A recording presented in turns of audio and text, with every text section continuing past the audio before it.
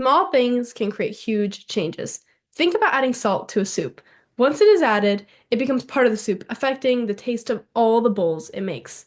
Generationally accumulated exposure happens in a very similar way. Let's talk about PFAS. PFAS, per and polyfluoroalkyl substances, also known as forever chemicals, they've been a hot topic of research lately, and for good reason. This family of chemicals has been used in the making of a wide range of products since the 1940s. You've probably seen or used products like this, and this, all either containing or once contained PFAS. But here's the thing, only semi recently have we realized just how damaging PFAS can be. They're endocrine disrupting chemicals. That means they mess with our hormones and in turn disrupt numerous physiological functions. Now, here's what makes PFAS particularly dangerous. Half-life.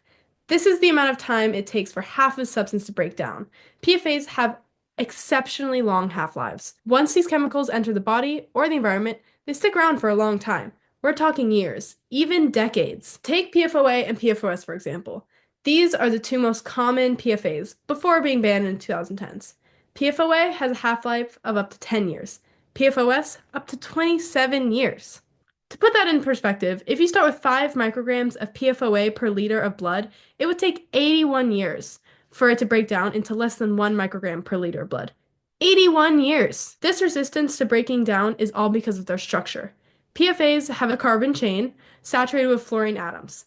Now, fluorine is the most electronegative element. When it bonds with carbon, it holds onto the electrons they share so tightly that it creates one of the strongest bonds in chemistry. This is why PFAs are so stubborn, both in the body and in the environment. Let me explain this with an analogy.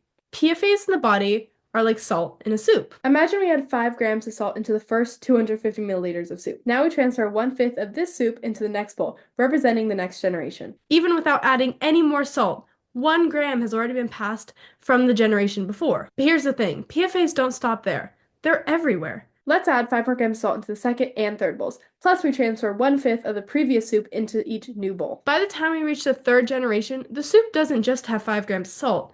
It now has 6.2 grams.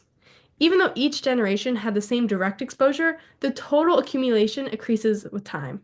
Some studies report over 40% of PFAs in a mother's body can transfer to her fetus during pregnancy. Even a conservative estimate of 20% is still alarming. It might seem like a small amount, but over time, these small exposures add up. Maldevelopment becomes amplified across generations. Issues we're seeing now, they could become even more prevalent in the future.